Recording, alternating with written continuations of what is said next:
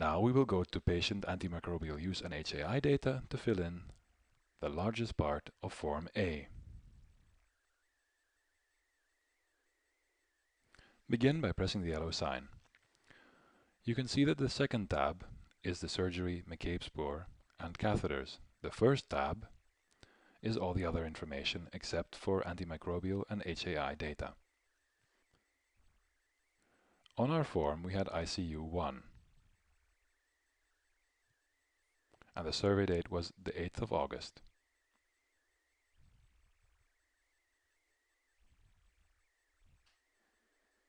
Because in previous step we'd already defined this, this combination is now shown in the list of wards.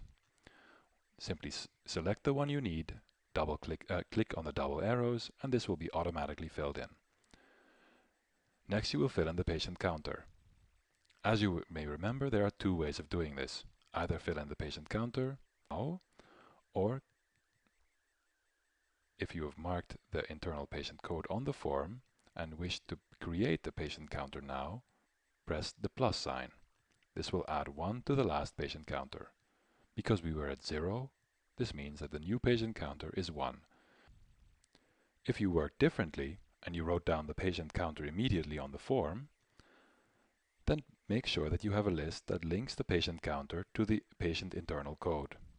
This patient internal code does not have to be written on the form. Just have it in a list somewhere.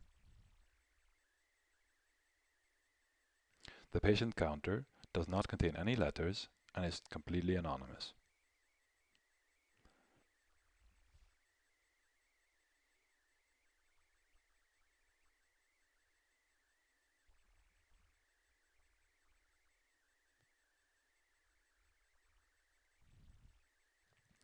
If you chose to use to generate a patient counter immediately on the ward when you're filling in the Form A, simply type the correct patient counter here.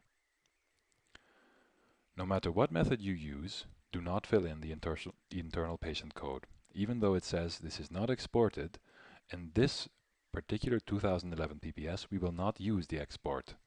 We will actually send the whole database, which would mean that the internal patient code does get to the WIV. This needs to be avoided and should therefore not be filled in.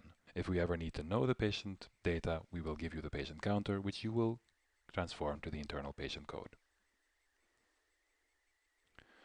We've now already filled in the rest of the data of Form A. 80-year-old male, 22nd of July admission, consultant patient specialty infectious diseases, and he is on an ICU ward. He's taking antimicrobials and has an active HAI. As soon as you click yes, the buttons behind these questions will light up so you can fill in their responses.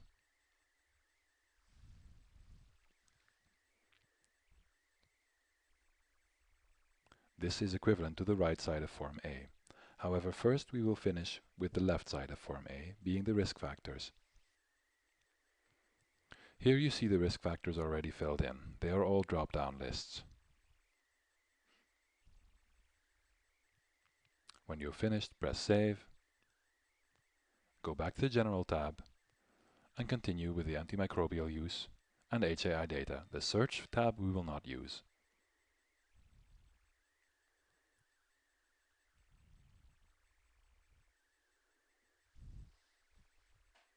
If this was a patient that does not have antimicrobials or an active HAI, you would actually now be finished.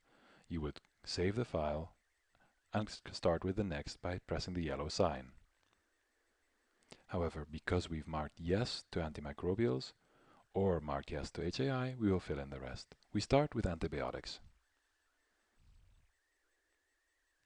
Begin by pressing the yellow sign. As you can see, there are the same 5 variables that are to be filled in.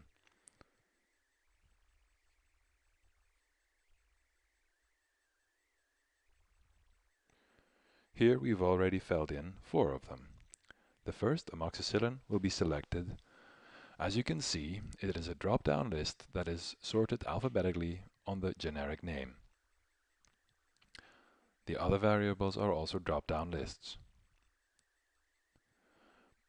Interestingly, each code is explained in the drop-down menu, so you actually don't need to know the codes by heart. This is a good example of what the PPS will not be doing. We will never check whether amoxicillin is or is not an appropriate treatment for acute bronchitis or exacerbation of chronic bronchitis. At no point will diagnosis be linked to antimicrobial use. Press Save and Close. Unless the patient is taking a second antibiotic, then you will press the yellow button, Save and Close. Now we will continue to the healthcare-associated infections part. Press the yellow sign, choose the correct case definition. In our case, this was PN1. As you can see, they are grouped together, but not alphabetically. There was no relevant device in situ. It was not present at admission. The date of onset was the 28th of July, 2011. The origin was the current hospital, and BSI origin is not filled in since it is a PN1 and not a BSI. The microorganisms are alphabetically sorted on the name of the microorganism, Staphylococcus aureus, and the resistance pattern that we found in the codebook for MRSA is 1. If the patient has another HAI, press the yellow sign and fill in the second. Otherwise, just press Save and press Exit.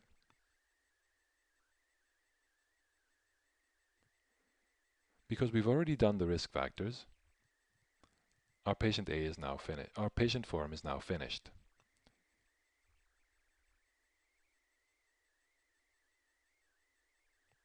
Press Save and Exit. You could also, of course, press the yellow sign to continue with the next patient form. We've now finished our data entry. The last buttons, Data Export and Translate, are not used. Quit can be used to exit the program.